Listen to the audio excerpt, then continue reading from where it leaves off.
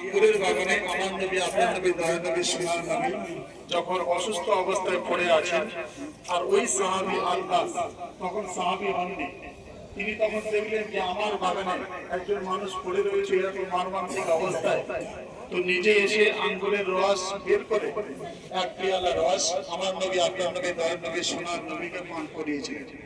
আর নবীজি সেটা পান করেছেন আর মনে মনে আল্লাহ সুবহানাহু ওয়া তাআলার কাছে দোয়া চেয়েছেন। এবার আপনি তোলেন, আমি দাঁড়াই। তুলতে হবে না, শুধু এভাবে ধরবে। আল্লাহ তুমি এনাকে তুমি ধরো তাহলে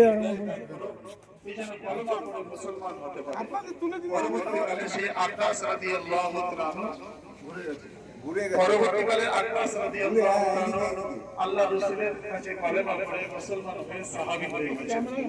তার নামে এই ছোট মসজিদ বানানো আছে।